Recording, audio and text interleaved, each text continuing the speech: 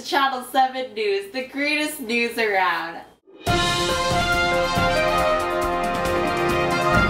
Now here's Serena in the field with the climate. Take it away. Thanks, guys. I'm going to be talking about the temperate grass climate. The climate depends on how close it is to the equator and ocean. Grasslands in the mid-North America and Canada have very hot summers and cold winters that go up to 38 degrees Celsius and 100 degrees Fahrenheit, or down to negative 23 degrees Celsius and negative 10 degrees Fahrenheit. During the winter, it usually remains dry, and the remaining moisture from the summers form light snow. The southern grasslands that are closer to the ocean have milder winters and have more spread rainfall. Because grasslands have lack of trees and mountains, they have very high speed winds. Now I'm going to be talking about location of grassland. Grassland locations are mostly everywhere in the continent except for Antarctica. Eurasia's grassland, which is called steppe, which means grassy plains in Russian. There's another grassland called Pusada, which is mostly dominated in Hungary. And the North American grasslands are located in the central lowlands between the Rocky Mountains and Appalachian Mountains. There's also a grassland in the South America called Pampa, which means plains, located in the east central area of Argentina. They also have human-made grasslands in Germany, France, and England, used for livestock, and many other small grassland locations include New Zealand, Central Asia, and Southeast Australia. Now to Shirley to teach us about those lush things we call grass. Thanks, Shivani and Kristen. I'm Shirley Uni here, reporting the subject of plants in grassland biomes.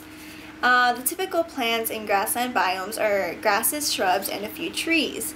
These need to adapt to cold winters, hot summers, and dry winds. How these plants adapt is that they conserve water by having thin needle-like leaves, and that this exposes little sunlight to the plants. And another adaptation is that 70% of the plants are grown underground, so this avoids sunlight and wind. Plants have extensive roots which prevent grazing from animals, so they don't have to pull out its roots. And since grass grows upward from its base, it's less damaged by fires, animals, and humans.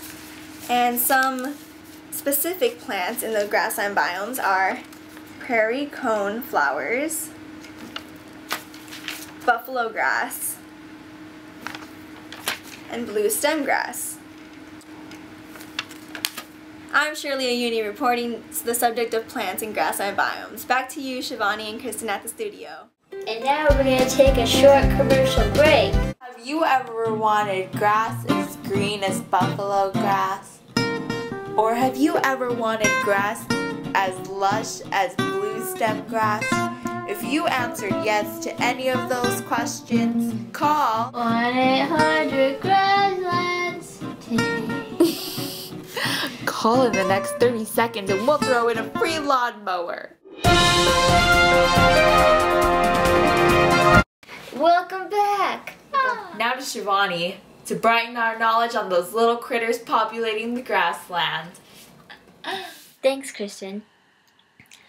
Now, about the grassland animals. There are many animals that live in grasslands, different animals in different countries. Some of them are small, such as mice, prairie dogs, snakes, lizards, and insects. These animals can easily hide in grasses and underground.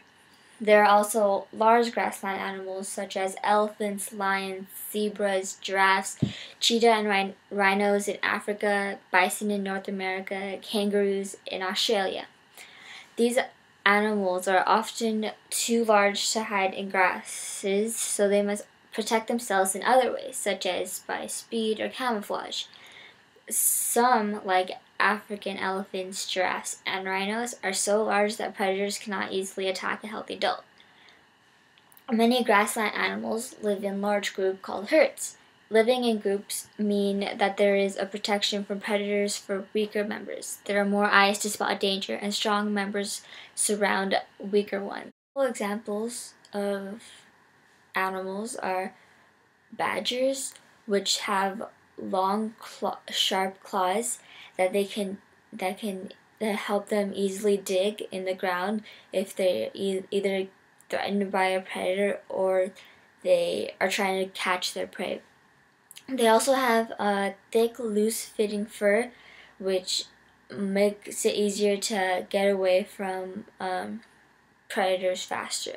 Another example are bison, which have flat-top teeth, which makes it easier to eat grass, and they also have a digestive system adapted for grass. Another example of grassland animals are prairie dogs, and they live in burrows called towns.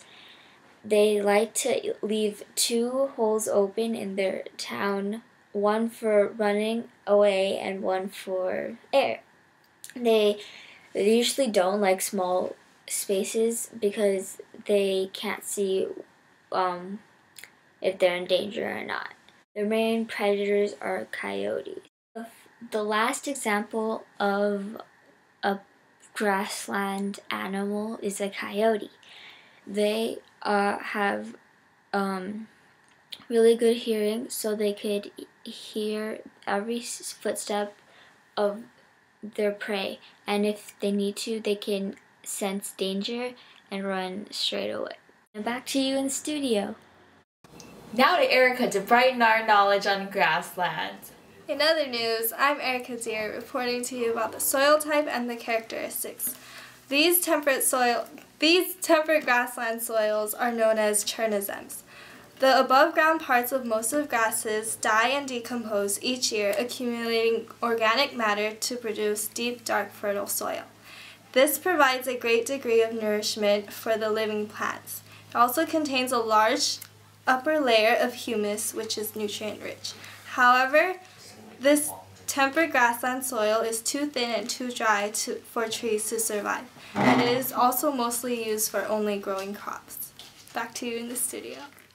Now to Kristen to learn how we are ruining the grasslands. Did you know that grasslands aren't just lands of grass?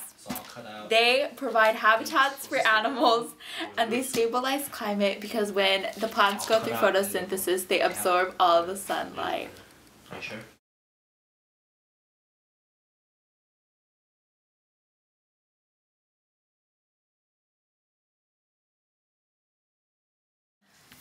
Grasslands are slowly being depleted by humans because we are building on them and we are overgrazing livestock and planting crops on them. But it's not our fault that the soil is so fertile. Thanks for watching. Stay green. Hope you're taking notes for the test tomorrow.